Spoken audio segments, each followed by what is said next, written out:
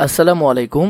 একাদশ এবং দ্বাদশ শ্রেণীর সুপ্রিয় শিক্ষার্থীবৃন্দ, আশা করছি তোমরা সকলে ভালো আছো। আজকে শুরু করব তোমাদের প্রত্যাবর্তনের লজ্জা, লিখেছেন আল মাহমুদ কবিতাটি থেকে। এই কবিতার সকল খুঁটিনাটি বিষয় থেকে শুরু করে সকল লাইনগুলো সম্পর্কে আমরা জানবো এবং এর ভাবার্থ সম্পর্কেও আমরা জেনে নিব। চলো শুরু করি। প্রথমে আমরা একটু কবি পরিচিতিটি দেখে নিই। প্রত্যাবর্তনের লজ্জা লিখেছেন আল মাহমুদ। অনেক সুন্দর একটি লেখা, তোমরা পড়ে দেখো। সংলাপ ও গল্পের ঢঙে রচিত হয়েছে এই কবিতাটি এবং এই কবিতাটি নেওয়া হয়েছে কবির সোনালী কাবিন কাব্যগ্রন্থ থেকে। এগুলো একটু জেনে নিবে, গুরুত্বপূর্ণ তথ্য, এগুলো একটু ভালোভাবে দেখে নিবে। আল মাহমুদ জন্মগ্রহণ করে 1936 খ্রিস্টাব্দে 11 জুলাই ব্রাহ্মণবাড়িয়া জেলার মোরাইখাল গ্রামে। দীর্ঘদিন তিনি সাংবাদিকতার পেশায় জড়িত ছিলেন এবং দৈনিক গণকণ্ঠ ও দৈনিক কর্ণফুলী পত্রিকার সম্পাদক ছিলেন তিনি। পরে বাংলা শিল্পকলা একাডেমিতে যোগদান করেন এবং পরিচালক পদ থেকে অবসরে যান।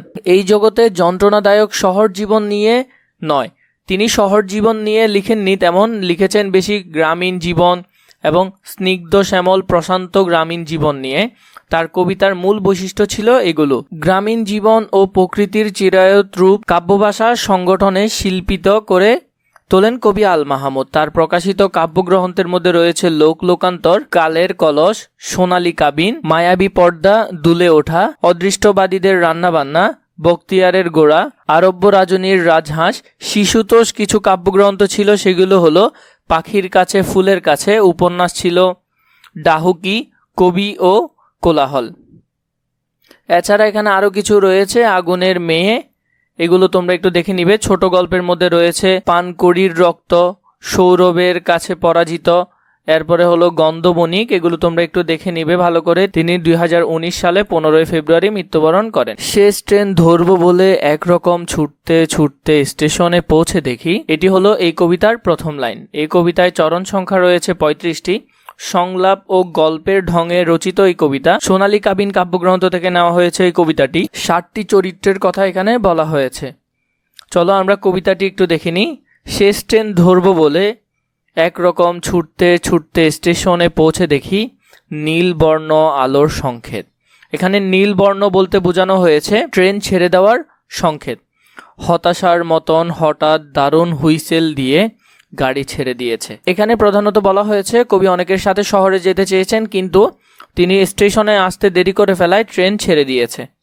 যাদের সাথে শহরে যাওয়ার কথা ছিল তাদের উৎকণ্ঠিত মুখ জানালায় উবুর হয়ে আমাকে দেখছে, হাত নেড়ে সান্ত্বনা দিচ্ছে। কবি যাদের সাথে যাওয়ার কথা ছিল তাদের তো ট্রেন ছেড়ে দিয়েছে এবং তাদের উৎকণ্ঠিত মুখ জানালায় উবুর হয়ে কবিকে সান্ত্বনা দিচ্ছে। আসার সময় আব্বা তাড়া দিয়েছিলেন, গোছাতে গোছাতেই তো তোর সময় বয়ে যাবে, তুই আবার গাড়ি পাবি। কবি যখন বাসা থেকে বের হচ্ছিল তখন তার বাবা তাকে তাড়া দিচ্ছিল যে তাড়াতাড়ি করো, না হলে গাড়ি চলে যাবে।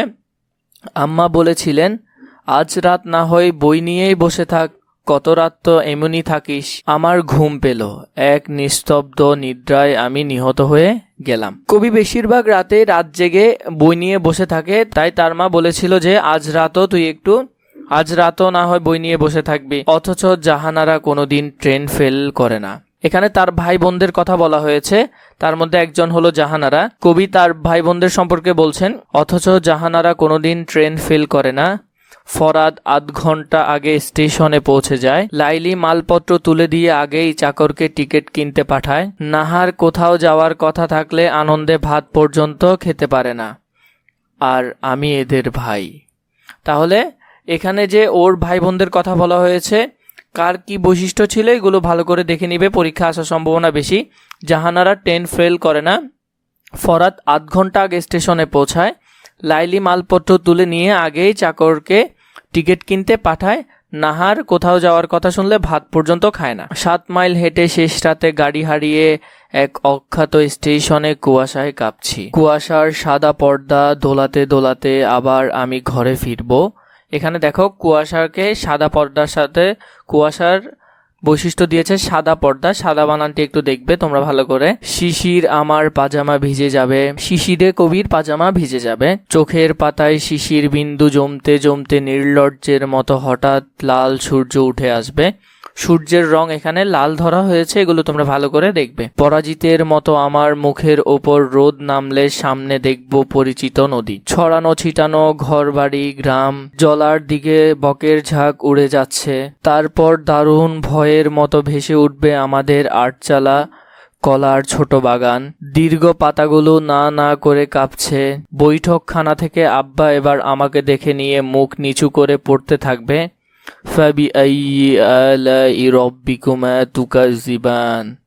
তাহলে তার বাবা কি পড়েছিল তা একটু দেখে নিবে। বাসি বাসন হাতে আম্মা আমাকে দেখে হেসেই ফেলবেন, ভালোই হলো তোর ফিরে আসা, তুই না থাকলে ঘর বাড়ি একেবারে কেমন শূন্য হয়ে যায়, হাত মুখ ধুয়ে আয়, নাস্তা পাঠাই। আর আমি মাকে জড়িয়ে ধরে আমার প্রত্যাবর্তনের লজ্জাকে ঘষে ঘষে তুলে ফেলবো। এখানে প্রধানত হলো যে মা, শেষে মা বলতে বুঝিয়েছেন প্রকৃতির প্রতিমূর্তি, মানে নিজের এলাকা বা নিজের গ্রামীণ জীবনের প্রতি যে ভালোবাসাটা। শব্দার্থগুলো তোমরা দেখে নিবে। আমরা চলে যাব পাঠ পরিচিতিতে। পাঠ পরিচিতি। প্রত্যাবর্তনের লজ্জা কবিতাটি আল মাহমুদের সোনালী কাবিন কাব্যগ্রন্থ থেকে সংকলিত হয়েছে। সংলাপ এবং গল্প বলার ঢঙে কবিতাটি রচিত। এছাড়া এখানে যে লেখাটা রয়েছে এটি হলো কবিতার বৈশিষ্ট্য, মানে কবিতায় কি বলা হয়েছে তার সার বা মূল কথা হলো এটি। এই লেখাটুকু যদি তোমরা ভালো করে পড়ো তাহলে সৃজনশীল আনসার করতে খুবই সহজ হবে। এছাড়াও এখানে কয়েকটি লাইন আমি তোমাদেরকে দেখিয়ে দিচ্ছি। সূর্যের আলো চোখে পড়তেই তিনি দেখতে পেলেন পরিচিত নদী গ্রাম নিজের আটচালা ঘর। এরপরে এখানে মা একই সঙ্গে প্রকৃতির প্রতিমূর্তি হিসেবেও দেখানো হয়েছে।